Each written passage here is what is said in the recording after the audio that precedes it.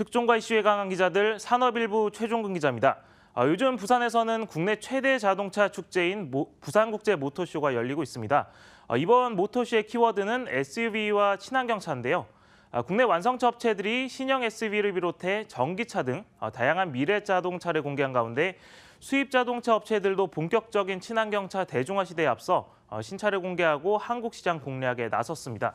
부산에서 직접 다양한 이야기를 직접 취재해왔습니다. 혁신을 넘다 미래를 보다. 이 주제로 열리는 이번 모터쇼의 이모저버를 지금부터 자세히 짚어보도록 하겠습니다.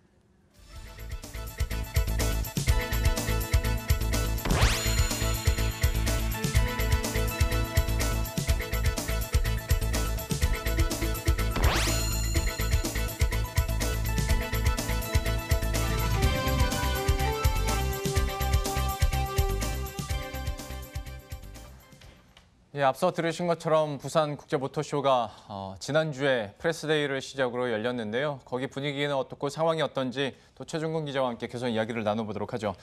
지난주에 직접 부산 내려갔다 왔잖아요. 거기 상황이 어떤지부터 좀 설명을 해주시겠어요? 네, 지난 7일 이제 프레스데이를 시작으로 11일간의 대장정을 시작했습니다. 예. 이번 부산국제 모터쇼는 이제 부산 백스코에서 오는 17일까지 열리고요. 올해 모터쇼에는 이제 국내 완성차 8개 브랜드, 해외 완성차 11개 브랜드 이렇게 해서 총 18개 브랜드가 참여를 하고요. 모두 36대의 신차가 선보입니다. 이 가운데 세계 최초 공개 차량이 2대, 아시아 최초는 4대, 국내 최초는 30대입니다. 이번 모터쇼에서는 최근 인기를 끌고 있는 SUV 신형 차량이 많이 전시가 됐고요.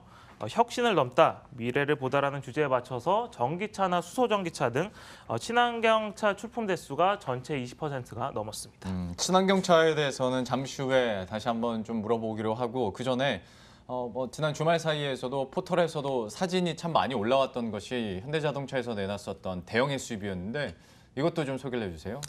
네, 현대차는 이번 부산국제 모터쇼에서 전 세계 최초로 대형 SUV HDC2 그랜드마스터 컨셉트를 공개했습니다. 이름이 예. 조금 어려울 수 있는데 이 차량은 현대차의 대형 SUV의 미래, 방향성을 담은 컨셉트카라고 할 수 있고요. 국내 완성차 중에서는 현대차가 유일하게 전 세계 최초 공개 차량을 출품한 겁니다. 현대차 이야기 한번 들어보고 이어가겠습니다. SUV의 어떤 강한 그런 캐릭터, 완전한 포트폴리오를 완성하기 위한 그런 부분을 보여주기 위해서 중대형 SUV의 비전을 만든 그런 것이 될 수 있겠고요. 그 플렉십이라고 얘기하는 SUV는 역시 중대형 SUV고 그런 중대형 SUV에 대한 비전을 네, 이번 모터쇼에서는 패밀리 룩보다는 현대 룩이라는 디자인 전략을 사용한다는 방침을 세웠는데 사실 패밀리 룩이 차종과 좀 비슷한 디자인으로 동일한 정체성을 구현하는 것인데요.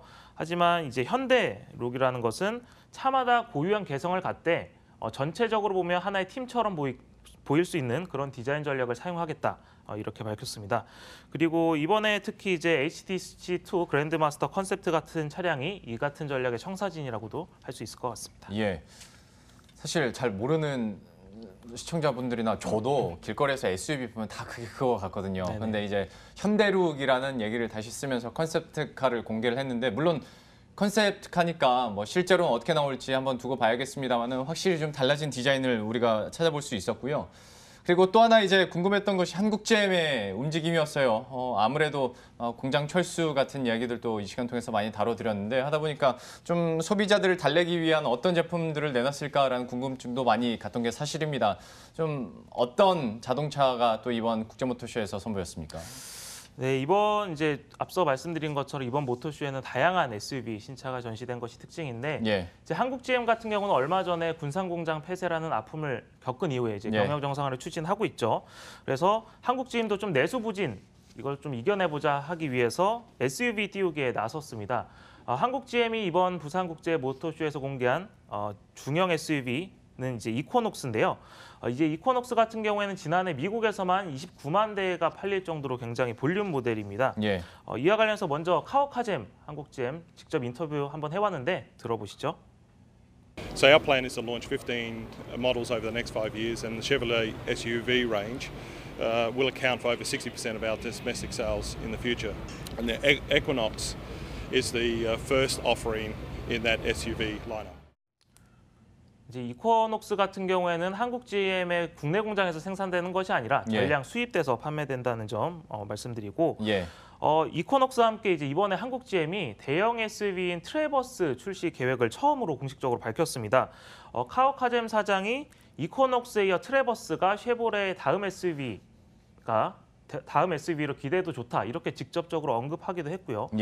이 같은 발언은 미국에서 경쟁력을 입증받은 다양한 쉐보레 SUV를 직접 들여오겠다 이런 관측이 나옵니다. 이코녹스에 대해서도 또 국내 소비자들의 만족도도 충족시킬 수 있을지 한번 지켜보도록 하겠고요. 이번에는 이제 친환경차 얘기도 해보도록 할 텐데 역시 뭐 SUV 얘기는 했으니까 또 하나의 큰 맥락이었던 친환경차, 특히 어떤 국산 전기차에 대해서도 먼저 설명을 해주시겠어요? 네, 국내 업체들도 다양한 친환경차를 내놨는데 기아차 같은 경우는 이제 한 번 충전하면 380km의 거리를 달릴 수 있는 니로 전기차를 공개했습니다. 이 380km의 거리가 한 서울에서 부산 한 번 정도 편도로 갈 수 있는 정도 거리인데요. 특히 이제 내장 디자인은 이번 부산 국제 모터쇼에서 처음으로 공개돼서 좀 많은 관심을 받았던 차입니다. 소형 SUV 전기차지만 넉넉한 실내 공간을 확보한 것이 특징인데 기아차 관계자 이야기 한번 들어보겠습니다. 니로 EV는 여러분들이 아시는 바와 같이 기아 자동차에서 최초로 개발해서 판매하는 SUV형 EV가 되겠습니다. 대용량의 배터리라든가 고성능의 모터 등을 적용해요.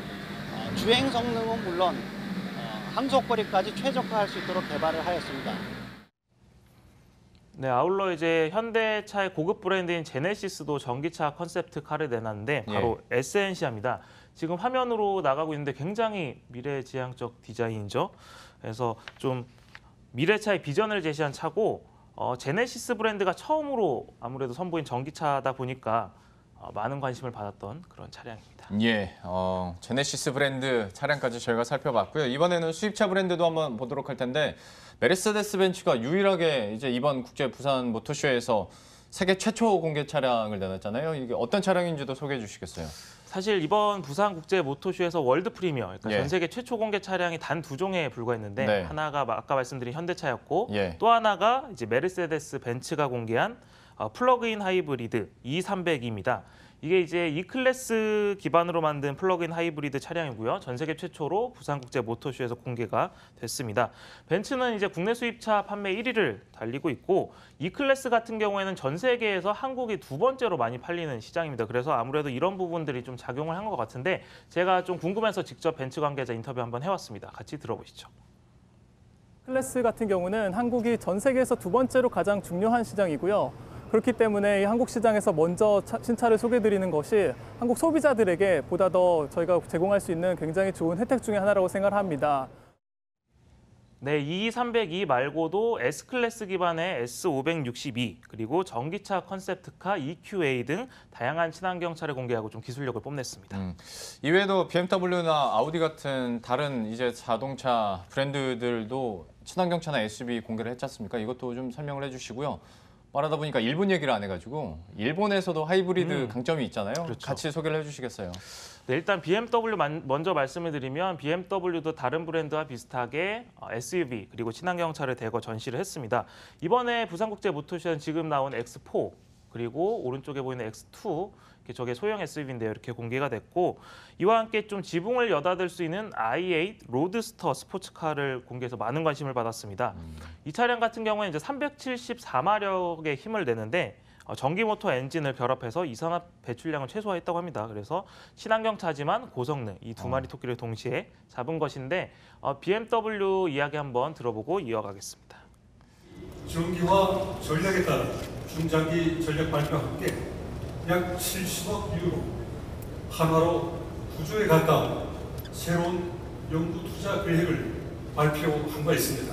그리고 바로 오늘 이곳 부산에서도 그러한 미래 이동성에 대한 네, 그리고 이제 또 아우디 얘기도 한번 해보겠습니다. 독일차 업체죠. 최근에 이제 디젤 게이트 이후에 2년 만에 국내 시장에서 이제 판매를 재개했는데 아우디 같은 경우에는 전면에 레벨 3 자율주행이 가능한 A8 양산차를 내놨습니다. 이게 레벨 3라고 하면 별로 대단한 기술이 아닌 것처럼 보이지만 양산차라는 점에서 좀 큰 의미가 예. 있고요.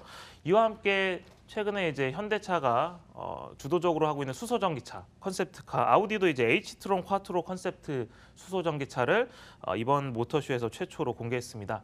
일본 브랜드들 같은 경우는 아무래도 하이브리드에 굉장히 큰 강점이 있습니다. 그래서 렉서스 같은 경우도 ES300H, 토요타는 대형 이제 세단인데 아발론 하이브리드를 부산국제 모터쇼에서 최초로 공개했습니다. 특히 이제 도요타 사장이 일본 사람인데 굉장히 유창한 한국어로 이렇게 프레젠테이션 직접 했습니다. 제가 직접 카메라로 담았는데 한번 같이 보시죠. 컴팩트 하이브리드 프리우스에서부터 플래그십 세단 아발론 하이브리드 같이 저희 토요타 브랜드는 고객분들께서 어떠한 하이브리드 차를 원하시건 준비되어 있습니다. 여전히 자막은 있어야 알아들을 수 있을 것 같긴 한데 노력은 그렇습니다. 저희가 감안을 하고 그만큼 우리나라 시장을 좀 주요하게 본다는 의미로 받아들이도록 할 텐데요.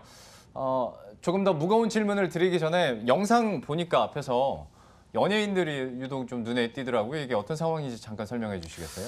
네, 이제 특히 수입차 업체들이 이런 좀 유명 연예인을 많이 이번에 기용을 했습니다. 예. 벤츠 같은 경우는 이제 자사 광고 모델로 활약하고 있는 가수 이승기 씨를 내세워서 직접 음성 인식 기술을 시연했는데 직접 한번 들어보시겠습니다. 아직 베일이 쌓여져 있는 저기 뭔지 궁금한데 저건 뭐지? 네, 메르세데스 AMG에서 개발한 하이퍼카 프로젝트 1이에요. 네, 좀 어렵게 느껴질 수 있는 미래 자동차 기술을 좀 쉽게 풀어내기 위해서 유명 인사를 활용한 사례고요. BMW도 이에 뒤질세라 이번 평창 동계올림픽 스켈레톤 금메달리스트인 윤성빈 선수를 홍보대사로 위촉하고 차량 소개에 나섰는데요. 윤성빈 선수는 향후 1년간 이제 BMW SUV 라인업인 X 시리즈 홍보대사로 이제 활동할 계획입니다. 특히 이제 BMW 같은 경우에는 스켈레톤 직접 후원하고 있기 때문에 또 인연이 깊은데 직접 윤 선수 이야기 한번 들어보겠습니다. 스켈레톤 선수들에게 정말 감사한 분들인데요. 그 이유는 BMW에서 정기적으로 후원을 하고 있는 저희 IBS 그 월드컵 경기에서 후원을 해주셨고 그 경기에 제가 참여를 하고 있고 또 좋은 성적을 거둬왔기 때문에 이번 올림픽에서도 좋은 성적을 거둘 수 있었다고 생각을 하고 그리고 그렇기 때문에 좀 더 애착이 가는 그리고 감사한 분입니다. 네, 그럼 마지막으로 약간은 좀 무거운 질문 하나 들어봐야겠는데요. 국제 모터쇼라는 게 사실 참여 브랜드가 우선 많아야 되고 최초로 공개하는 자동차가 많을수록 또 이슈가 되는 거 아니겠습니까? 근데 이번 부산 모터쇼는 이게 좀 약하다라는 느낌이 좀 없잖아 있는데 실제로 좀 이런 아쉬운 점이 나오고 있지 않습니까? 그렇습니다. 사실 이제 두 종의 세계 최초 차량이 공개됐지만 이제 한 차종 같은 경우는 컨셉트 차량이었고 한 차종 국산 브랜드였고 또 다른 하나도 완벽하게 새로운 신차는 아니었거든요. 사실은 이미 나와 있는 차의 이제 전기차 모델이기 때문에 이제 근데 단순히 이제 전체 출품 대수와 비교하면 이제 2년마다 한 번씩 부산 모터쇼가 열리는데 차량 대수는 비슷합니다. 그리고 꽤 다양한 SUV 신차와 친환경차가 출품이 됐고요. 하지만 참여 브랜드 숫자로 따지면 지난 모터쇼보다 좀 줄었습니다.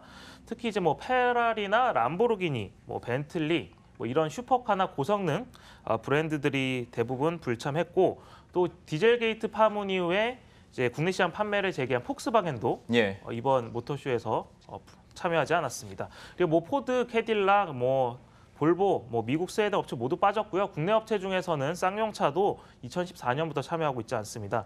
최근 이제 국내 자동차 업체들이 주요 자동차를 이제 국내 모터쇼보다 해외 모터쇼에서 공개하는 경우가 점차 많아지고 있는데 좀 국제라는 이름이 붙은 만큼 국내외 유수의 브랜드들을 적극적으로 유치하는 노력들이 좀 필요해 보입니다. 이렇게 해서 오늘 부산 국제모터쇼에 대해서 최준근 기자와 함께 알아봤습니다. 오늘 말씀 고맙습니다.